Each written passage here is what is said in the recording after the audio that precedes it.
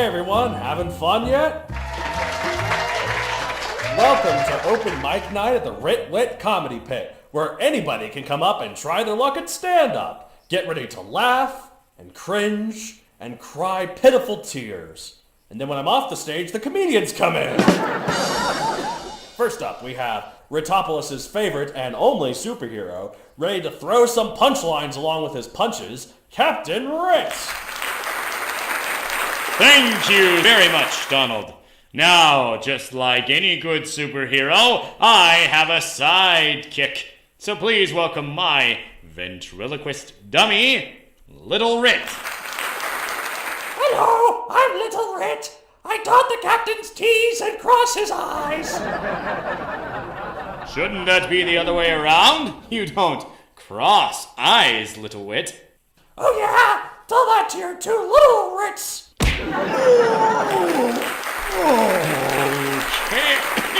Okay. Point taken. My eyes are crossed.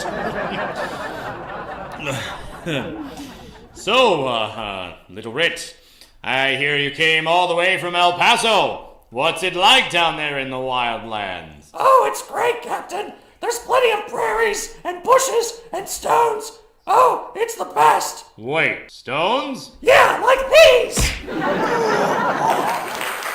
Oh, man. Don't do that again. Anyways, that sounds like a beautiful landscape with the prairies and all that, and I'm sure there are some cacti down there as well. Must be real nice down there in the South Country. Oh, it is, Captain. And speaking of down south... All right, we're done. Give it up for the dummy people, and also his puppet, Little Writ. Our next stand-up describes himself as the great, the stupendous, the magnificent, and a bunch of other grandiose adjectives. Let's hear it for the famous story-cooking chef, Gaston Crayon de Papier, everybody! Oh, merci, everyone. And hey, Captain Writ, I know just the right sauce to go with those meatballs. So, believe it or not, this story-cooking business is not the first profession I have ever attempted. There were multiple things I tried. For instance, I first started training as an actor, but no one wanted to hire me. They were the most unprofessional filth, I tell you. Who would not hire me to star in their film, right? The system is rigged, I tell you, rigged! Right? So, I knew this acting gig wasn't for me the moment they wanted me to do this one scene. It was very tasteful, much like my story cooking. But you see, it was this mass nude scene. Okay, that's enough. Thank you, Gaston Crayon de Papier. But I am not done yet, Monsieur Donnell. Yes, you are. Give it up for Gaston, everybody! All right, finally. The last act of the night. It's the other half of the Writ podcast, the wandering soul of the two twits, my brother from another mother and all-around good guy, Matt David! Thank you, everyone. Now, you ready for this ultimate joke?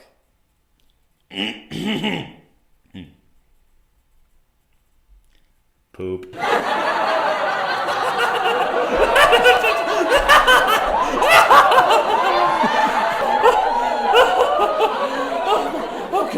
Oh my god, well, I don't think we can hit any higher of a note than that, so that's it for us at the Wit Comedy Pit. We now return to our usual broadcast. I'm still laughing. Welcome, fellow nerds, to another episode of the Writ, the only show about writing ever. Seriously, there are no others. Go try to look for them, they don't exist. I can tell you this much, if you search for the word writing, you might find something. They're all fakes, but we are the only show about writing, that's for sure. When we say we're better than you, we really extend that far. So, we do extend that far, don't we? we got huge There's nobody else to compare land. with, so... Oh, right. I mean, that method, not like the... And I'm going to stop. I'm going to pull out of this one before we're... And speaking of... Alright, well... We aren't there yet, come on. Will we ever get there? Because we'll find out. This is the first of our... This whole podcast is a will they or won't they set. for us, isn't it? It's not... Basically. No, but what I was going to say is that we do have our... we do our I cannot talk today. We are entering a new set. Yes, we are And entering so, a new set. We've got to do our regular segment before we get too far ahead of ourselves. Yes, of course. Right, Donald? So, with that said, what will we rip off from this month? Of course, it's your turn to go first, so what do you got? I hear you got a lot. Yeah, there was lots of time on my lengthy work holiday to take stock of the files that I had downloaded to my computers, and I kind of felt like spring cleaning my hard drive, so I watched a ton. Like, living as a hermit, almost. Nice. That's how much I watched. Among those files, those shows that I was watching, I got a lot of specific ideas to use somewhere. Okay. Depending on time, I don't want to take too much, but I will go ahead and enumerate a couple of those for you. Yes, please. Two, preferably. Or one. Well, and as I was telling Donald before we got started Yes. today, I did mention I have got like 7 different things here, Yes. so I'm not going you to say did. them all. Yes, you did tell me that. Okay, hold on. Oh, that one could be really interesting. Yes. Okay. He's looking through his giant paper of, like, scroll. My giant paper scroll. Yes. I've recently been watching a entry into the Ultra series called Ultraman Dyna. It was released in the 90s. Set in a far-flung future of 2019, apparently. Oh, wow, that is so far in the fuure. How can you imagine a from the year, 90s. such a year as 2019? Such a year. Yeah. It's amazing, aren't we in one? No, but there it's was so one far. episode. There was one episode that they had an alien visitor to Earth. Yes. And this alien was doing a reconnaissance mission, trying to stop this really, really strong kaijin monster from space from destroying Earth. Oh, the worst kind of kaiji monsters. Yes. And so this girl on Earth happened to be in the wrong place at the wrong time and interrupt his work. Oh. And he had this desire to be overly protective of her. Why? Right. Because it's revealed that his daughter looks identical. His deceased daughter. That'd be a bit distracting. It would be a bit distracting. And so, he goes a bit above and beyond his usual character to protect this girl because obviously it's important that, he protects something that reminds him of home. Right. In a way. But it gave me this idea for a lookalike. I don't know if this is the right way to describe it or not, but kind of like a Florence Nightingale situation. Makes sense. Where you have a dad and he had a daughter, but meets this new girl who is very similar, maybe identical, maybe not entirely, but similar enough to this, and she doesn't really know, or maybe she does. Actually, no, I think in this version she does. So the dad's like, there's at some point in this interaction, maybe it's a short story, I don't even know, but he says something that I know it's not her, but I can't help caring for her. Right. That's not really Florence Nightingale. Florence Nightingale is more like when a doctor falls in love with their patient. Right, doctor falls in love with the patient, but just like that idea that you're falling in love with somebody, hopefully you're not falling in love with someone that reminds you of your daughter. It's not falling. I know it happens the other way a lot. That women like men who remind them of their fathers. So well, and men like women who remind them of their mothers. That's also something too. But as the Ninja said, so in that case, if there's a girl you like, ask their mom out. If she says yes, there's a good chance that the girl you like will too. Well, I mean, anyway, it's one of those things that the daughter in this case does not has a father still around. It's not this person, right? And so she kind of doesn't like this treatment. She's like, "What are you doing? This is not okay. I'm not your daughter." Of course. But at some point, they come to out of a sign of respect or whatever, maybe it is actual affection being placed on or whatever, at some point she eventually decides that, he's just trying to look out for me. It's not that bad of a thing. So she eventually acquiesces and kind of treats him like he is a father figure. Right. Okay. So I don't know where I'm going to use this, but that would be kind of a fun thing to do. There's also one thing that is a bunch of different shows that I've seen that do this. Yeah. I can't remember which one in this set it was, but there is there's always in these tokusatsu shows, you have a large amount of grunts attacking one person, and inevitably you see that there's kind of like this ring surrounding somebody. Yes. And they're all so polite. They're always like, oh, well, you attack first. You attack first. Yeah, I know, it's And also they this. You always make sure the main hero is fighting one person at a time. Exactly. It's so nice for the people to be doing this. And yet, like, seriously, is that realistic at all? Like, if your No. mission is to take down that person, wouldn't it be easier to simply overwhelm It them? sure is convenient, And how- though, for the heroes. It sure is convenient. But, alternatively, if it is the heroes, then I think there's a fun scene to be had in them training that they take turns so you don't interfere with your team's attack patterns. If Right. you don't have enough space to do what you want to do, you're not able to do it. Right. Right? Okay. And so if you don't have enough room to move, yeah, maybe you'll have an easier time stopping this villain or this whatever you're fighting. Right. But, like, you know, if you're just going to inhibit your teammates, what good does it do you? Well, of course. So you can't learning, have that. they have to learn how to work as a team, learning how to, you know, I'm going to press my advantage here. Now this person will go after me, and they have this attack pattern. Yes. Or multiple attack patterns, Yes. so they're not as predictable. Right. But I need to use that somewhere. Okay. So that's my shtick, and I'm sticking to it. That sounds like there a good are plenty stick of others. to stick to. If we ever do Patreon, we keep talking about this. If we ever do Patreon, Need some maybe I'll more share some of the others. listeners before I feel comfortable with Yeah, it. I feel like if I please, did it now, we'd invite all have your maybe friends. one Patreon? Maybe two.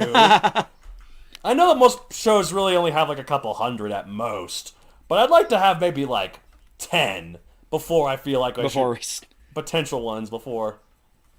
Well, we don't know who would potentially buy in or not. I know some people who might. But anyway, there are plenty of others, and until I use them, I'll keep them down. So maybe I will record something special for those for those patrons and say, hey, these are some other ideas I had, but we don't have the time right now. Yes. I'm gonna let Donald go ahead and talk about what he is planning to rip off from Oh, this well, one. thank you, David. Those were good stuff. So for me, it's a little late, but I finally started playing the PS4 exclusive Horizon Zero Dawn. You ever heard of this game?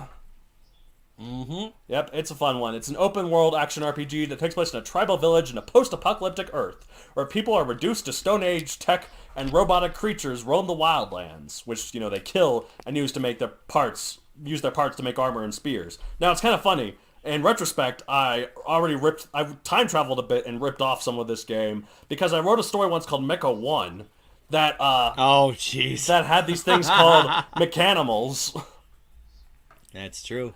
And they ripped off from me.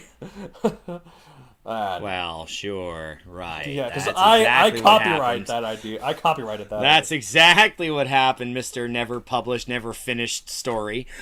Yeah, for that one was never published and definitely was not finished. I think it was maybe 10 pages into it.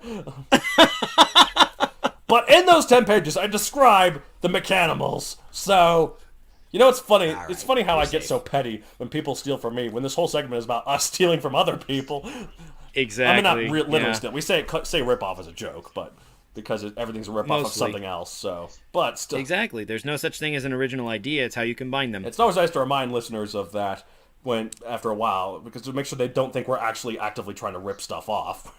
It's just No, I mean, come on. We don't want to be derivative. That's no fun. and we also Where's the creativity? I don't like legal battles. I prefer not to. I prefer very much not to be a part of one. So I prefer just avoiding conflict.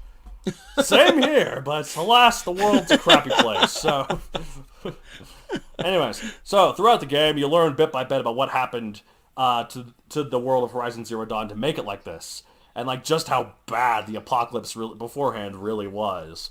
Like at first, you're thinking, okay, it must have been pretty bad. Where you know there's only a few traces of civilization. Like there's ruins of old buildings. But everything's like overgrown. It's like clearly, okay, it was bad, but it was recovered, right? No, it was far worse than you think it was.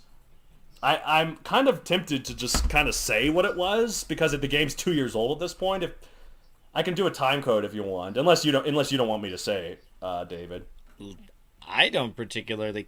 Like, I've learned more about Horizon Zero Dawn in the past couple of minutes than I ever knew prior. I know the name, but that's about the Yeah, extent well, of my basically, okay, so so spoiler alert for Horizon Zero Dawn. Skip a couple of minutes ahead, if you care.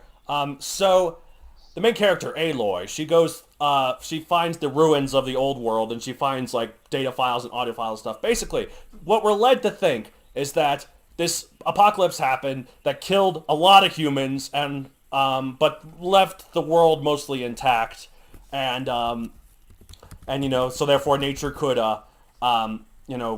redistribute itself and then regrow across where the ruins of humanity.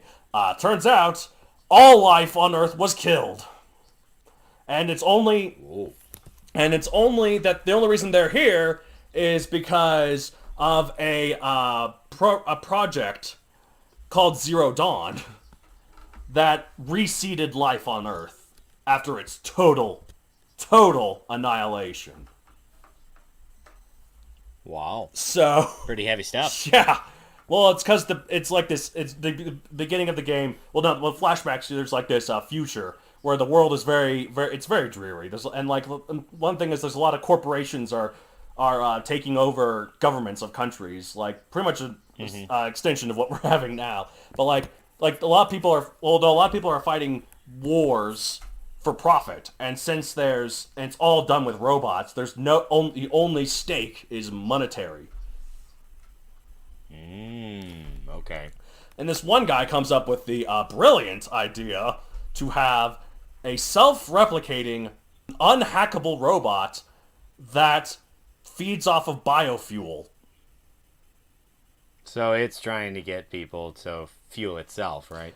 Not just people. And it keeps regenerating. Not just people. Everything. Yeah, biofuel. So anything. Including bacteria. Ooh, wow. And so, as this... We don't think about those guys very much. They're really fun guys. That's a different creature. And yes, that's a a different creature. Bacteria is quite different, but good attempt. E for effort. So yeah, it's pretty bad. It's pretty bad what happened. And the scary thing is, this all is like an extension of stuff that could happen now. Like, we're already trying to build drones, and there could be people that could be like, oh, for profit, like, I could do this without thinking of the terrible, terrible consequences. Like, because they're called scientists. Yes. Well, actually, engineers. I'm sorry. If they're building the robots. I'm sorry. That's a bad joke. Yeah, it is. Not all of those people are bad, but I'm just. Anyway, right. Sorry. Bad attempted humor. That's okay. Skipping That's now. okay. Okay, so, anyways, that's the end of the spoiler. You can, he's editing the document right now of when the spoiler is. So there you go. You can put that in there. Yeah, so it was pretty bad. The world, though, is really well designed, with multiple tribes in this post-apocalyptic landscape that each have their own customs and attire and lifestyle, and many, many, many other details that make them seem like not just distinct, but real. Like there's... Believable? Yeah. Like, I'd love to do something like that. Of course, as you know, I like having different factions in my books, the real-time strategy design method, as I call it. How many different times have you tried creating a Megazoic RTS? And the way I'm writing my news story, it's only a matter of time before I try to write an RTS about that. Very true. But I don't tend to go so much into detail about their cultures specifically that make them so different from one another, other than like broadly reaching quirks. I need to do that more. So I'll rip that off. Yeah, it's a good game though, and I'm looking forward to the inevitable sequel, Horizon 1 Dawn. That's what it'll be called, right? So, surely. That's my attempt at a bad joke. One Dawn. And speaking of which, speaking of bad jokes, so we finally get to introduce our set, our theme for the set, which is basically why are certain genres so dang difficult to write. Yes, I mean, you've already seen the punchline in the title, listeners, because you're able to see that before you listen to the episode. Yep. But we are talking this week about comedy, and we'll go on to a couple of other genres. We'll, let you discover those when they come. Yes. But we're going to talk about why is comedy so hard to write? Not just why is it hard, but how can you take it beyond, this basic form? How do you get better at it, I guess, is a good way to say that. And based on all the skits that we have done throughout our long run, you can tell we are experts at comedy. Absolutely. Every single joke lands every time, right, Donald? People are knee slapping and just guffawing and losing their lunch because it's so hilarious. And They are losing their lunch, we can say that. Vomiting at how bad they are. No, obviously we have a lot of fun recording these things. I have fun and, writing them. Like, you write a few of them, but I write most of them. We play off of each other really well. I mean, talking about the shows themselves, not even just the skits. Right, yeah, that's true. I like to show off the skits because they're all almost all. Well, of course, because you never show off the ones I make. I do sometimes. Oh, when? No, let's not get into that now. Anyway, I like to be fair. What? Okay. Sure. Fair. Oh, I forgot. I have a partner who also makes these skits. Sometimes they're funny. I'll show you this one, but all of the others are all me, and I want you to know that. I'm saying I'd like to be fair, so I have shown yours off. We do have quite a bit of fun interacting, and the problem. But my point being that some of these jokes are hilarious. Yes. Some of them are more hilarious than they deserve to be because of how much we laugh. But not all jokes hit. Nope. So it is really hard to write. If you don't mind, I'll just segue into what I was going to say about ahead. Okay, so yeah, because even within the two of our personalities, what makes one person laugh might not make someone else do the same. There's a bit more to it, obviously, but that, in a nutshell, is the source of most issues about the difficulty of writing comedy. Yes. Taking it beyond is easy to attempt, but hard to master. Like perfecting the build-up and payoff for your gags. Yes. Using different characters to wrangle in other styles of comedy. Or sprinkling just enough character dust on the figures so they don't come across as simply stereotypical. Right. It's easy to try, but it's really hard to do well. Yes, obviously. Any of those individual things, and several others that I haven't mentioned yet. Unlike a major plot point, you can't be afraid at all about completely scrapping your cherished joke if it just doesn't land. Right. One potential way to take it beyond. Just like you have a voice in your typical writing, your characters all have a voice as they deliver. So learn the ins and outs of working those traits to prepare the best gags. And remember, you may find them hilarious, but some jerk who knows nothing at all may be offended by it. You gotta have guts! All you really need is guts! Oh, yes. That classic song. From the musical Damn Yankees, in case listeners did not know. I didn't know. The original I had word no is, idea what you were talking about. The original word is you gave it your all. heart, So. by the way. The original word of that particular song is heart. But here, if you don't have the guts to stick with your choices, then you're just gonna be rewriting all the time. Right. Ask any test audience ever. Yes. Anyway, for right now, I'll leave off at that. What do you got? Why is comedy so hard to write, Donald? Comedy is one of, not just hard to write, it's one of the hardest genres to write. Comedy is all about the unexpected, so there isn't really any hard and fast rules about it per se, other than, broadly general tips. There can't be an exact science about what's funny and what's not, otherwise the funny stuff would be completely expected, right? So, absolutely. And if the comedy fails, the work flounders so much more than if it's any other element. Like, think about how many bad comedy movies there are versus how many bad dramas. It's not because dramas are objectively better or whatever nonsense the artsy farts like to say, but because it's so much harder to write good comedy compared to good drama.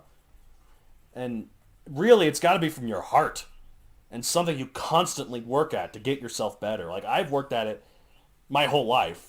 I've spent 99, some people say 100% of my life being unfunny. And so... Unfunny? Unfunny. So I've been building up to maybe teeter over the line. Oh, like, maybe this guy's a little funny. This most recent percent, you've been funny, but that doesn't include even all of our podcasts. So I guess we're on to something. Again, the reaction to this is either like crazy laughter or face and hands. So yeah, yep. So, head desk.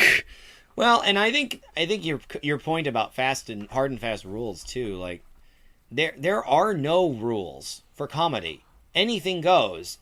It's simply a matter of how the audience receives it. Right. I just think maybe like rules. Again, I guess they're more like guidelines, but it's like stuff like the rule of 3. 3 is often the funniest. Oh. number. Well, I suppose that's less of a rule than it is a structure. Right. If that makes sense. Yeah. It's called the rule of 3, but that's about as much of a rule as the rule of cool, right? Right, I guess that's true. Which is very much a rule. How dare you? So, I dare say it's a law. Dare say it's a law. Well, it's not up to a religion, so we're okay. Anyway, yeah. Speaking of religion, no, that's not where I wanted to go. Hey, what did the Episcopalian say when he walked into the bar? Actually, I don't. There's no joke to that. So, what is it? The we're gonna tell an offensive. I'm sorry. Religion joke. I'm sorry. I can't remember the exact punchline, but that just brought to mind. Okay, hold on. I'm gonna interrupt with another joke. Episcopalians don't recognize themselves over the buffet table, and Catholic priests don't recognize themselves in an alcohol store, or something like that. Yeah, you clearly didn't know the punchline, but that's okay. All right, here's a joke. It's nothing to do with religion. Okay, so just one. I want to have one joke per point here. All right. Oh God, that's gonna be tough. I can do this. A snake charmer and a funeral home director got married once. Their bathroom towels were marked hiss and hearse. All right. It'd only work if the wife was the person at the funeral that's home. Implied. No, but then it'd be hilarious to you mine it for reverse humor, right? You like have a hers weird is the towel for the snake charmer, and his is... That just adds an unnecessary complication to the joke. But complication is sometimes really amusing to write. Now, not necessarily amusing to read, I'll admit that. Yeah. All right, so what are some tips? Yes, what are some tips, if you will, for help writers improve their overall comedy game? I figured I'd say it because, you're first. So. Well, thank you. Yeah. More than any other genre, the guides you can find about comedy are hit or miss because obviously, personal taste is different, right? And the solutions are kind of random. Yes. Thus, more than any other genre, you need to constantly get feedback from a test audience of some kind. Best to crowdsource where you can. One person's laugh is another person's groan. Aside from that, practice your own verbal delivery on various types of gags until you can replicate it instinctually for your characters. Yes. If you can't reproduce it naturally, then how does it come across natural when you type it? Exactly. Like if it's forced, like if it sounds like something that you try to say like, oh, this moment has to have a funny bit. So what's a funny bit? What's a funny thing? So this one might be a little funny. I mean, that could work if you do it like that. But like, it works best if it's like natural. It flows with the scene. So. Well, particularly you're talking about flow in the scene, but I'm just talking about the flow of your own speech. If that makes sense. Yeah, that makes sense too. Okay. Well, so yeah, that's a good tip. Very funny. Very humorous tip there, David. I don't know if that's a humorous tip, but hopefully it's a helpful one. Hysterical. What you got? Well, listen to my very funny tip and try not to laugh too hard. What am I doing? What am I doing? That is a challenge. What the hell am I doing, David? that is a challenge with me, man. I'll tell you that. Okay, I've often said, and the listeners can probably tell, that I pounce on every joke opportunity I can, regardless if it works or not. Spoiler alert, it often... Whether it's appropriate or not. Spoiler alert, it often doesn't work. So, whenever I'm at work or at a social gathering or wherever where people talking to one another, I go for joke after joke, many of which are often garbage. However, throughout the years, my comedic chops have gotten better thanks to seeing what kind of jokes land with people versus what kinds don't. Like, you gotta be like, spur of the moment, and so that's gonna be really hard for someone like me, like to try and get that knack. Like one time at work, someone I'm pretty proud of this because a lot of the people I was working with laughed, so therefore it worked. Someone was ordering at my very successful, very famous coffee shop. Someone was ordering through the drive-thru. And they said they wanted their drink, their latte or whatever, they wanted extra hot. Like, not just like the extra hot button we have, like even hotter than that, like extra, extra hot. And I said, got it. It'll be practically... Add hot sauce? Well, I said, got it. It'll be...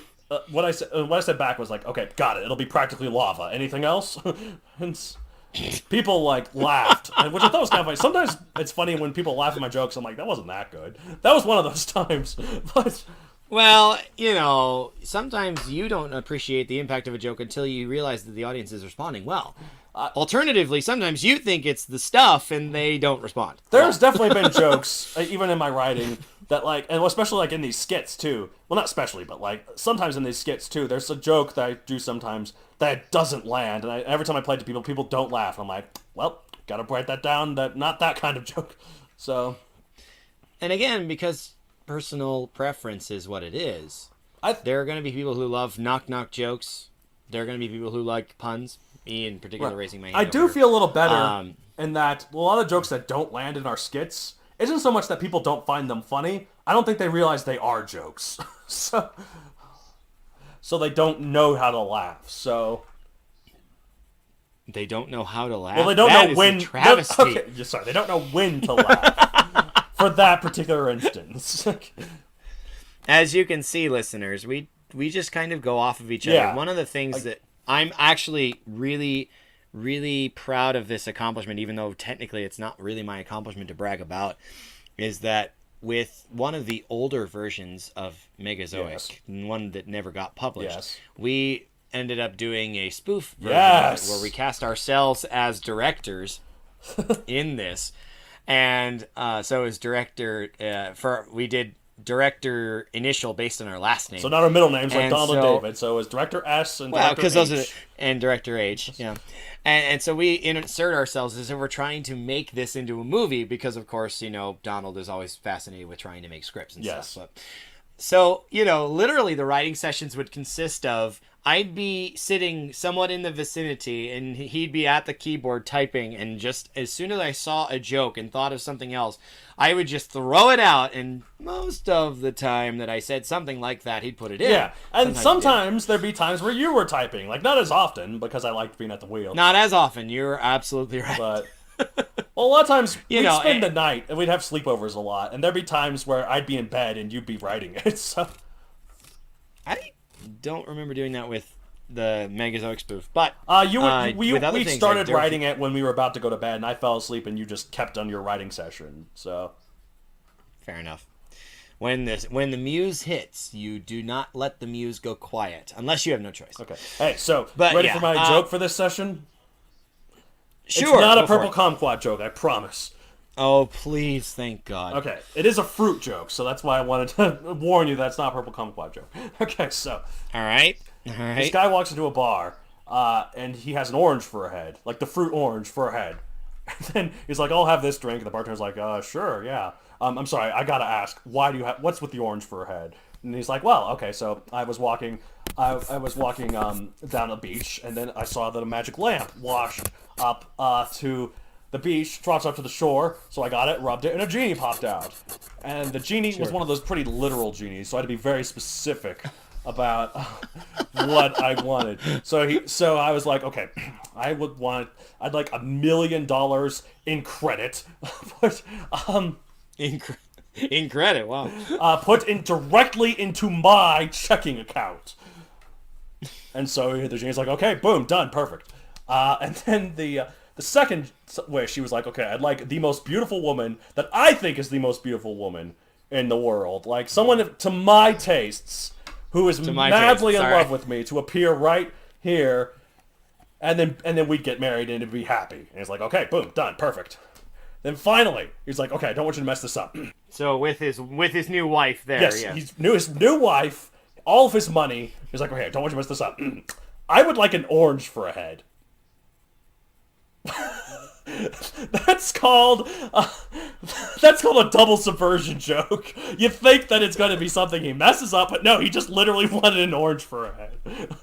Oh my god, that is really intriguing. I don't know what it is about jokes that common settings for jokes being bars. Why is that a thing? And also genies are a very common thing. Which genies are common because some of them can be jerks and find any loophole they can to exploit and also, your wish. There's naturally three beats to it. So, and I'll get to that. Well, there's that true.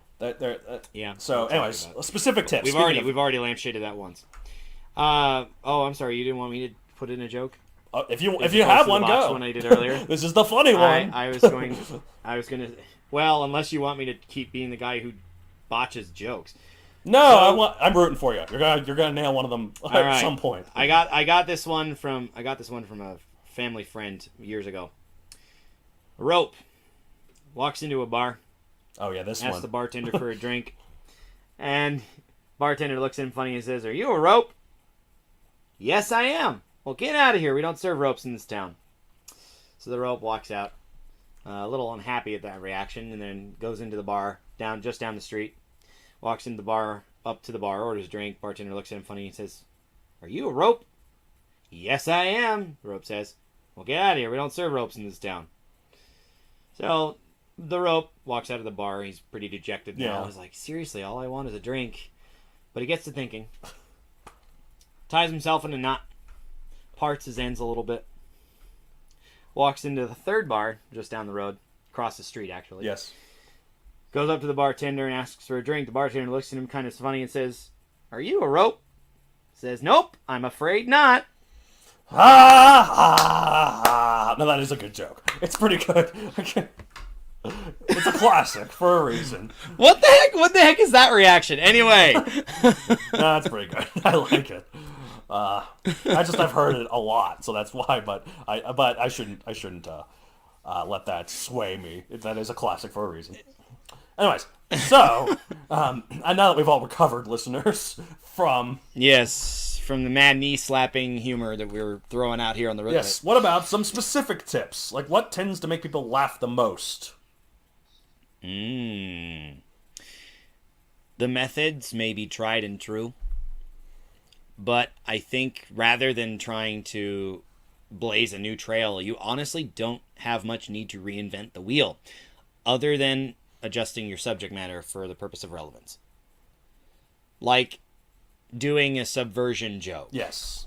It works. You don't need to try and either subvert the subversion or just tell it straight or whatever. You don't need to reinvent these things. They exist for a reason. Right. Obviously, telling a joke about something that's relevant in the 1950s will have no bearing in today's society. Right. Unless your audience is entirely composed of people who actually have some memory of that, right? Right, yeah. But here's a specific tip. I mean, more specific than the other ones I've done thus far. Yes. How can you spice up that bit? Spice up the method. Yes. Even if it's been done before, and hint, it likely has, own that quirk and wear it proudly. Remember, it might not land with every audience member, but stick to your guns. Of course. It's always good to stick to your guns. People can feel that effort. Well, not just the effort, but if you make it look effortless and have effort to it, that's the perfect medium. But the Goldilocks solution, right? exactly. But yeah, so those are good. I like that. And for me, as I said earlier, there isn't an exact science to comedy, but there are some tips that tend to help if done properly. A very basic one, like I was saying with the genie thing, is the rule of three, which is essentially X, Y, joke. For example, this criminal's list of offenses include murder, torture, jaywalking. So, certainly a level down. yeah, there. exactly. Another basic one is the bait and switch. Sort of like the orange one, but like double that. That was a double bait and switch. Because people were expecting that to be a bait and switch, but then I guess it kind of was, but just normal bait and switch. So, anyways, the bait switch is where the writer seems to build up to one thing, but then the punchline is something completely different. For example, this summer, are you ready for the most explosive, jaw-dropping, action-packed blockbuster of the year? Well, this is not that. Meet Albert, your average run-of-the-mill fatso in a boring desk job. You know, stuff like that. I'm not entirely sure that the delivery of that would be, well, this is not that. Yeah, probably. Well, this is not that. Meet Albert. Yeah. I don't know why I said Albert specifically. Because you wanted to make another reference to the former version of Megazoic in this episode. Again, a joke that no one will get here, but you should try. No one will get it, but in case you wanted to hear more about that version of Megazoic... What? What do you got? Just lay it on me. I was going to say, you should listen to episode, was it 13? Oh, yeah, old of the Writ Wit. Yeah, what we have once writ. That's a joke that will never get old. And by the way, that is our first one of the episodes. That is. So that's why I was like, yeah, okay, I'll let you do it. You'll let me. Anyways, one of my favorite types of jokes is called them. Which is funny because I don't think I ever really use it in my books, but I don't think I'm good. No. I don't think I'm good enough for it. It's called the mathematician's answer, where someone answers a question with something that's technically correct, but doesn't really help at all. Like, for example, one guy says, "What does your dad do for a living?" And the second guy says, "My dad's dead." The first guy then asks, "What did your dad do before he died?" The second guy asks, "Well, he kind of just clutched his chest and fell over." I guess I've never heard it called the mathemaician's answer. It's what TV tropes call I it. think of that. I think of it as the literal answer. You know. Well, it's like, or like, would you like this or this? Yes. Would you like this or this? But this is the same. Oh, there we go. Okay. Or how about a tourist? It's actually for directions. Like, the tourist says, asks, if I go down to the street and take a left, will the train station be there? The local then answers, I'm assuming the train station would be there whether you took a left or not. Well, and the other way you could go with that joke is not the literal one. You could say, actually, no, I think the train station up and vanished last week. You want to be extra obnoxious? Sure. So look up the different types of comedy and work with it. I wish I had another mathematician's answer joke. Well, I'm not going to do another joke for the end of this one, because I've already done plenty for this part, so I'm just going to... Well, in the middle of it, I suppose. Yeah, I'll leave it be, too. Okay, so how does one get in the funny zone without forcing it, like that? Sorry, I'm waiting for the train to pass.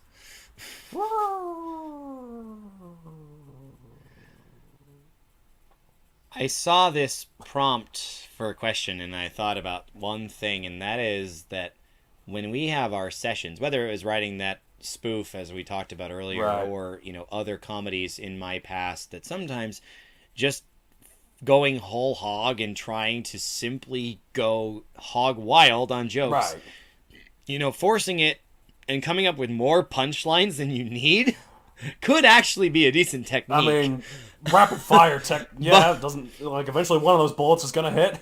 So what's the phrase as it relates to basketball? You never make the shots you don't take, yes, right? A rule I live by. If you want to, not by basketball, obviously. No, well, and the pessimist's view of that is you never miss the shots you don't take either. It's true. But, coming up with more punchlines than you need is probably helpful, because obviously some of them will work, some of them won't. But in the course of the screenplay / episode / whatever, you only need to utilize the best ones, in your opinion. That could be fan-sourced. Right. That's probably good. But, like, if you have more punchlines than you need, you can choose, this is absolutely the best one that actually fits here, that it's a quick beat, or if it needs to be longer, it can be a longer beat. But then you can do that without forcing the audience to sift through these bad jokes first, if that makes sense. I know from my minor experience, which, again, I've written comedies mostly about Bionicle, if I think about it. Oh, yeah. I've written a few and Bionicle comedies the Ultimate myself. Megazoic spoofs. That if the jokes just keep rolling, you'll land a few more than if your pace lags. Right. That said, an infectious laugh certainly helps brighten the mood. Just ask anyone who's hung out with me recently. Well, I really credit you for helping this podcast be as funny as it is. Not necessarily because you're the one telling the jokes, and you are are some of the time, but for half the time technically. But it's because for the half where I'm telling the jokes, you laugh quite hard, and that makes my jokes in comparison seem a lot funnier than they actually are. So. Well, and that's the thing. Like, even if you're the only one laughing at the bit, if nothing else, what I've noticed with an infectious laugh is that people start laughing at you. Right. I mean, yes, if your ego doesn't mind that, then it's just hilarious. No, I definitely agree. Like there's this the podcasts I like to listen to. I like to listen to podcasts that are funny. Sure. It doesn't matter what the subject matter is. If they're not funny, I'm not really interested. I think they're boring otherwise. But Well, and alternatively, if the subject matter is something you're highly passionate about, Right. then I guess the delivery is only I secondary. But my buzz podcasts I listen to are the ones that are both. They're about subject I'm passionate about that are also funny. So yes, absolutely, absolutely, that happy medium. there's several podcasts that I've tried to listen to that like I don't really. It's not because they're not funny. Like I don't think they're funny, but they think they're funny. Like, but the thing is, they say jokes, and they never laugh at them. They just keep going. Like, it's not that they're not being straight about it. Like, you can hear the smile in their voice. There's a difference between playing the straight man and simply not acknowledging. Yeah, the like joke. they you can hear the smile in their voice, but they never laugh. So I don't like it. It makes them seem smug, honestly. Like, it makes them feel like that they think they're really funny. Because I can tell by the inflection of the voice, they think they're making jokes.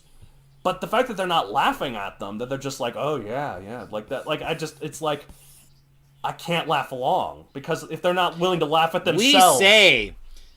We say that we are better than you listeners. They think that they are better than their listeners. Yeah, and as arguably do we, but but we say it. Yeah. I mean, anyway, no. And people know we're not serious. I mean, so at least they hopefully they know. But, at least hopefully they don't. The fact we that, hopefully are making a difference. but like the fact that they're not laughing at themselves makes it hard for me to laugh with them. So well, and I mean, I've always said that if you can't laugh at yourself, you have nothing left to laugh at. Right. I firmly believe that, live by that policy, and so a lot of the things, like if it doesn't legitimately bother me, or if I'm in a good enough spirit that I can make fun of things and not get, depressed about it, that, laughing at myself is an easy joke. I'm a really strange person. I mean, hopefully you are, or hopefully we all are in some way or another. Well, I mean, what is normal except this rigidly assessed set of expectations by society that make no sense because they don't actually apply to anybody in full. Words of wisdom. But, words of wisdom. I'm not normal. If Tetris has taught us anything, is that when we fit in completely, we disappear. That actually is pretty good. Yeah, I unfortunately did not make that up myself. I'm not that good. I'm not to say there's no way I'm not you made that up. but- There's no way you made that especially up. on the spot. Yeah. No. Okay. So, anyways, that. So, yeah, without forcing it, how does one get into the funny zone? And I don't know if I want to say funny zone is just like in that mood to write comedy either. Right. I think it's like, jokes actually landing, I suppose, is what I think. Right. I don't know if that's what you think. like I said, I try to get in the habit of making jokes at work, at school, at the dinner table, or anywhere where I have an audience. Find out what clicks with people, and what doesn't. Oh, you mean even in the bathroom with yourself in the mirror? No, I'm not. I should, but I don't. Because Well, I was about to say that's an audience, and every time you laugh, that person will too. Yeah, I think when I write, I write what I think is funny too. So, but I don't literally go up to a mirror and tell jokes to myself, but figuratively, I kind of do. Okay. Sorry. No, of course, it's a good thing to say. Obviously, different people have different senses of humor, so what lands for one person doesn't necessarily land for everyone. But for me personally, I've managed to have the comedy bits of my brain turned on at all times. Now, obviously, if I'm really sad. You mean there is an off switch? I think the point is there isn't. So it's always there in one level or another. Like, even when I'm really, really depressed about something, if someone says something and I know a way to react to it that's funny, I do. Like, so. Yeah. But anyways. Sorry, I just remembered one thing I wanted to add about the when you're working on being a stand-up comedian, people tell you that you're not supposed to laugh too hard at your own jokes. You're not supposed to lose control. I would be a terrible stand-up comedian because I think everything that I'm trying to say that is funny or feels like it's funny is supposed to be stupid funny, and so I laugh like mad. Like that last joke that I made. Right. It probably doesn't land for everybody, but I just start laughing hysterically at myself. Course. They're not laughing at the joke. They're laughing at the Maybe laugh. we're not really that qualified to do this episode because, like, I've done open mic once and I bombed hard. They laughed. I didn't know you did open mic. They laughed actually a few times, but it's just more like I didn't have the right material and I didn't talk about exactly what was relatable and such. But they liked my energy. They liked that I came up there, and so I didn't really bomb hard. I bombed a little. Well, I mean, it's easy. It's easy for me to think that, like, honestly, we were talking about doing the open mic night skit for a little while, and Yeah. I did this monologue with myself, practicing as if I were actually doing it nice. as my own self, not as Captain Writ. And I was just thinking, and you guys only have to deal with me for about 10 minutes before we get to the real comedians, so don't worry. Basically, yeah. But anyway, so yeah, but basically, But, you know. yeah. So so I have the comedy bits in my brain turn on all times. I've worked for that. I've worked to reach that you point have to for earn many it. years. Like, And did that involve a lot of forcing it to grow, or do you take things slowly enough that it develops, but it just takes a lengthy time? both. So, yeah, I lately I've noticed when I make jokes, they land a lot more of the time, especially with people that I Because know you've practiced and honed it. like my family and whenever my sisters come in to visit, I know how to make them laugh. So, and for a lot of You've refined your technique. I know certain jokes that work for a lot of people. Now, obviously, not every joke works for everybody, or not even. Sometimes there's hardly any jokes. Like not even one joke probably works for everybody. So. I mean, come on, all of those racist jokes make everybody laugh. Oh, no, I'm sorry. There's one joke that does make everyone laugh, and that was when you're like, poop. I mean, that's hysterical, right? So hysterical, I can barely breathe right now. I mean, you think you're gonna say something, and then you just say poop. It's so funny, right? Well, and this is the thing that's really weird to me too. Like, for some reason, that inner child, we never grow out of that. Bodily functions are always hilarious. Kids are willing to openly laugh about it. Adults still laugh; they're just not as vocal. Right. That makes sense. Right. Anyways, actually, like every time, I can't even think about how many times when I was in college, because I studied with a bunch of future educators, and they're always talking about, they go into these classrooms and how kids are laughing at every time somebody farts audibly, and all of these awful like sneezing fits and burping contests and stuff, and how everything's funny. Anytime you say anything like that, all of the kids lose their as crap. do quite a bit of adults, because it's so funny. But the adults, as you guys will find out in a couple episodes later.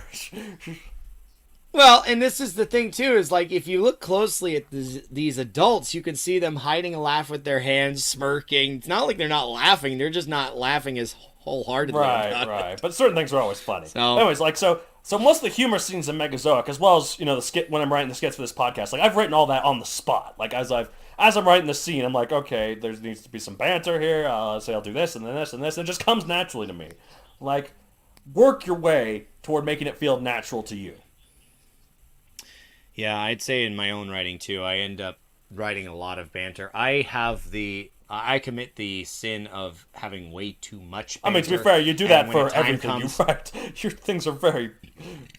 Sorry. True. That was a bit of a True. hard shot. I'm sorry. That was a bit of a shot below the belt.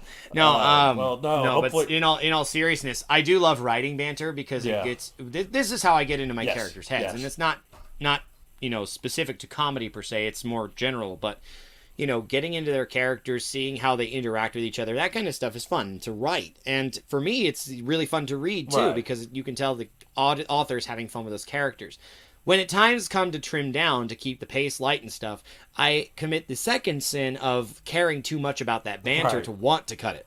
Right. Yeah, no, I get that. Like, I really want this dialogue. Is it necessary? No.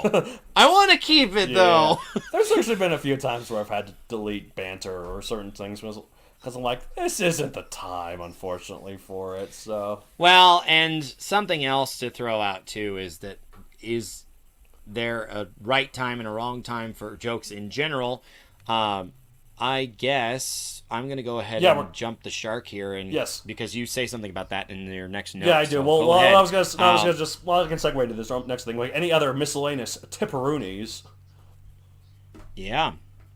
Well, since we're talking about that thing, should I steal your thunder, or should I just let you go first? I mean, this episode's already over almost an hour long, so go ahead. Okay. Well, like, obviously, not all comedies are supposed to be funny, but no story is always 100% of the time joke-a-palooza. You can't even breathe. You're laughing so hard. Funny, right?